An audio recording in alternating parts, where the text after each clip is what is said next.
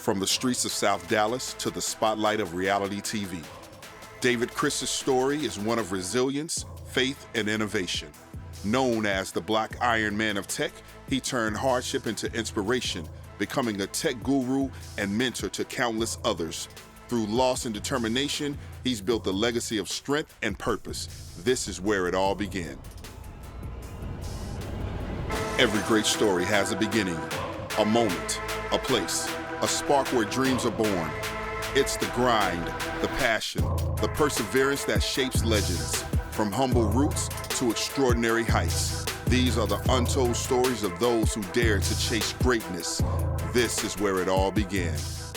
Hey, how's it going? I'm David C. Williams, hyperautomation leader, two-time engineer of the year, two-time technology team of the year leader, patent holder, best-selling author, philanthropist, business owner. And so, look, we're here in South Dallas. This is my native home. This is where I'm from. So we're here on Barrett Street in Macon, South Dallas. This is where I'm from. You know, if you went to a bad part of town in Dallas, Texas, and you asked them what's a bad part of town, they would all tell you South Dallas, and don't go there. And Barrett Street was one of the toughest streets in South Dallas. Even as a kid, if you were playing around, your family members would tell you, hey, you go play around, but don't let me catch you up on Barrett Street. It was just a rough street. And so right here where we're at is where my aunt actually owned a restaurant, the Black Inn, and right next to it was a liquor store called Val's Liquor Store. And I used to catch the city bus to go to fourth grade very early in the morning from Val's Liquor Store. And so Val was a neighbor to my aunt, and so they were close friends, and so they could trust their nephew at his liquor store at 7 in the morning to go catch a city bus going to a private school in South Dallas. It was crazy. I would catch that city bus on my own, and at that city bus is where I started to put together some things in my mind on how to try to, you know, help the family and make some money and contribute and not be such a burden to my mom because, you know, we had lost my dad at that time. But South Dallas was everything for me, man. I would see my aunts and uncles, all my cousins every day. My cousin Donnie Curry was a legend, you know, in South Dallas. I mean, he had golden gloves. He had all the trophies. All the girls wanted him. And so it was kind of just cool being his little cousin. It was different, though. You know, my aunt was a prostitute. You know, she taught me to eat ramen noodles and all the different variations that you can eat them in with corn and sriracha and cheese and everything else. But she was a prostitute. But I love my aunt, and she loved me. And I respect her to her dying breath, you know. I come from a very big family, and so it was cool to just be able to vibe with all of your family members, you know, although we were, you know, not financially rich, man, we had so much community. We were family rich. This is like a multi-purpose center. They give out food over here. TC's Grocery is still here. S&J's is gone. And so they've kind of changed it a lot. They're trying to rebuild the neighborhood in a better way. You know, kudos for that. You know, I just hope a lot of us and the folks that came from this neighborhood are able to keep property in this neighborhood. But it's changed a lot. They've definitely cleaned it up a lot. It used to be really, really dangerous to live and be over here, and it's not as much anymore. You know, I appreciate everything that South Dallas taught me. It taught me to grind. It taught me how to make $1 out of 15 cents, which is a 600% ROI. It taught me to use my head, keep my head on a swivel, even as I'm out here today. I love South Dallas, and it would always be a part of me. And so this is where it all began.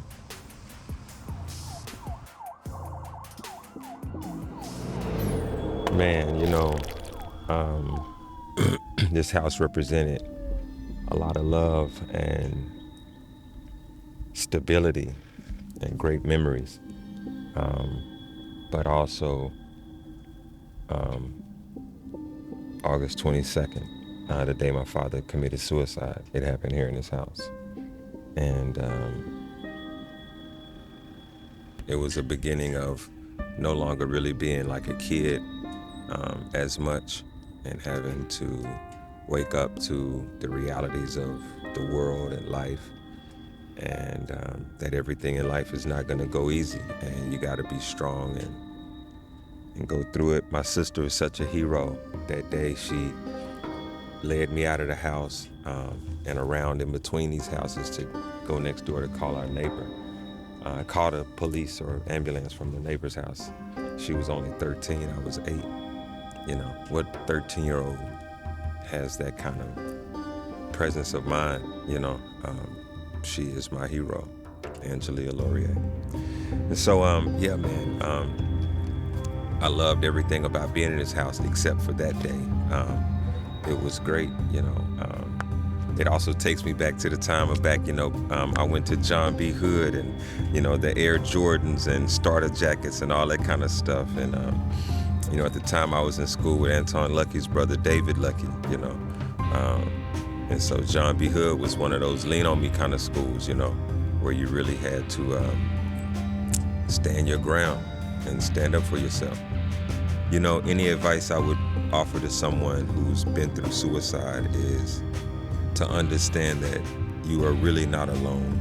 The person that probably committed suicide felt like they were alone. That's not your fault. And to know that in time, it actually does get better, even though it feels like it never will.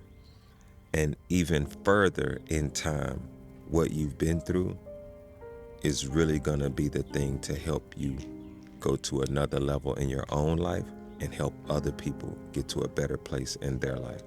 And so it's unfortunate to go through a tragic thing like this, but we're all here to help each other, and 1 and 1 is still 11, so we're better together. So if we can share these types of things with each other, I think we can all grow from it.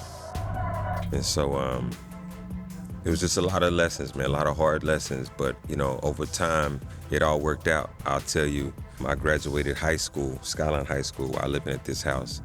In doing so, I had joined the ROTC, and we won our championship like 3 out of 4 years. I was the commander of all of that, and it was incredible. It was the first time the school had ever won, 2 or 3 years in a row. I think it was the first time any school had won 2 or 3 times in a row. It was incredible to be a part of something like that at a young age. I would practice every day during the summer or after school, marching up and down this yard, practicing every routine of every member of the team just so I could get it down perfect and I could help them win and be successful. And so it was interesting, man. Also, this neighborhood, it also represented a change.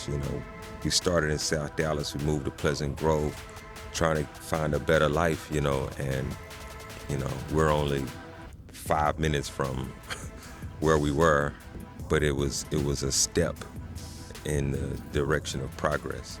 And so I'm grateful for everything my parents tried to do to give me a good start. It's not easy, and certainly back in those days, it used to be like there's no book on how to raise a kid, and so folks just did the best that they could, and family and community was everything to help get that right. And I used to ride my bike up and down this street every single day. It would be groups of kids, just 5, 6, 8, 12 kids at a time, man, using anything to make a ramp, to jump something or jump somebody's bike, just anything, man. And so this is where it all began.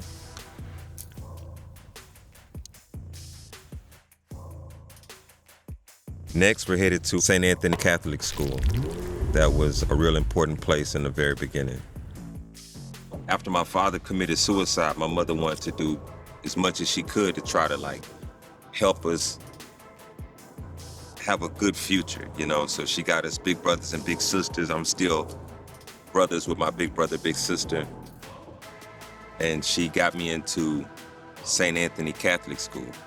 At the time, this was the poorest Catholic school in Dallas. There was one bus. It was a green school bus that didn't run, and all the kids were happy about it because nobody wanted to ride on that ugly bus. We had a football team, but we didn't have a football field. There's still no football field here. And so the football team was like 4th grade through 8th grade or something like that. And we would walk down the street to X-Line Recreation Center, and that's where we would practice. And then we'd walk from X-Line Recreation Center back to the school to put our pads and stuff up. There was only 13 kids on the team. It takes 11 to play the game. And we went to the championship. We lost the championship, but we went. And so it was just, a lot of adversity, but man, we just never gave up. That was that was South Dallas. That was St. Anthony. That was black people. It was just everything. And so My mother would set it up for me. She would work overtime in the morning at the post office and overtime in the afternoons. And for me, I would have to sleep in my grandmother's house. We would leave the house in Pleasant Grove, come over to South Dallas. I would sleep in my big mama's house for a few minutes, 45 minutes maybe. I would walk up to Bear Street Val's Liquor Store, catch the city bus from Val's Liquor Store, come to school, have $1 for lunch, walk home, wait on her to get off work, and have 50 cents for a snack until she got off. That was my life, $2.25 every day. One day I had this idea that instead of playing it out that way, I used the 75 cents for bus fare to get to school, and with the rest of the money I had, the $1.50, I bought 3 packs of Now Later for 50 cents. I came to school and sold 3 Now Laters for $0.25, and I doubled my money.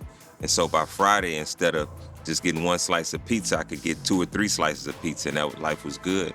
And so that was a way for me to be able to get something extra without having to put an extra burden on my mother, because I knew she was already doing the most for the house. And so that was the beginning of my business mind. And, I never knew at that time, man, there was just no way to guess, how far that would take me, around the world, and, Engineer of the Year awards, and doing things through the pandemic. And so I'm so grateful for all of that, man. After I won those Engineer of the Year awards, I teamed up with some community engagement groups. Urban Specialists is predominantly the one I connected with.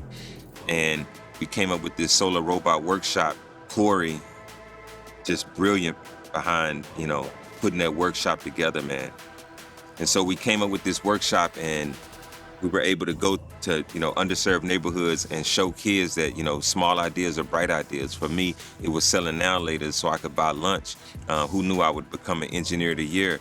If I'm selling Now Laters at 9 years old, and today you're working on solar robots, well, baby, you're already ahead of me. You're going to go further than me. And so that's the whole purpose of what we do and why we do that. Had some amazing support from different people. Even Congressman Crockett came out and helped us out. We've had support from huge corporations, Emphasis, Prodap, AT&T, Parole Museum. It's just incredible to see how far this thing has gone. We've gone to Magnolia Projects, where Juvie and Cash Money and all those guys are from. We've been to Atlantic City, New Jersey, working with the Beta sororities and with the young ladies up there. And so it's just incredible, man, to see how far this thing has come. Life is good if you stick around for the ending. It just never turns out the way it starts in the beginning. And so for a little kid from South Dallas to have been able to learn, come out of this community, flourish, give back to this community and other communities, I just never would have seen it all coming. And so I would just say to everybody, man, never give up, because I don't care where you're from, where you end up and where you're at. It's all dependent upon your altitude and your attitude.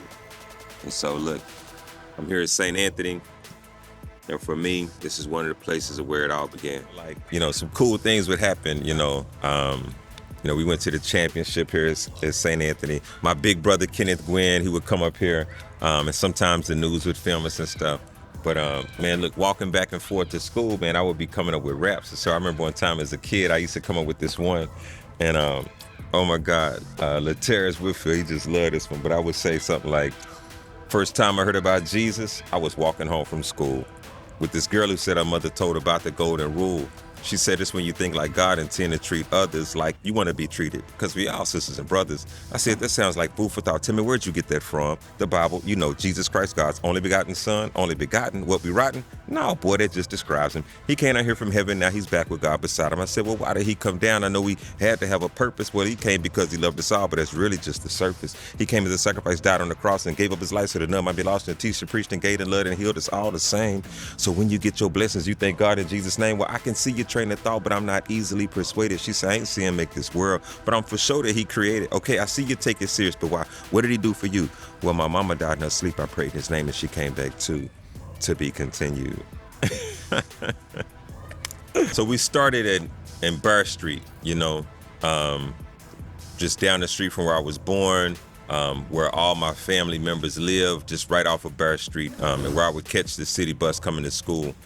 Then we went over to Pleasant Grove, just not far from South Dallas, the house I spent most of my life in growing up, and also the house where my father committed suicide. And so here we are at St. Anthony. This is where my mother, tried to help me to have a better future. She wanted us to get, into Big Brothers Big Sisters. She did a lot of those kind of things to help us out.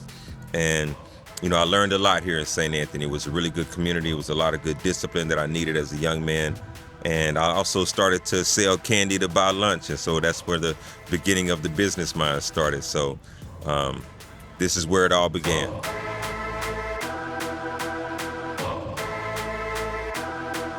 South Dallas is full of culture. I definitely get mine from here. I just kept it going and put Head Honcho in front of my name. That's how I came up with Head Honcho and Mirror, man.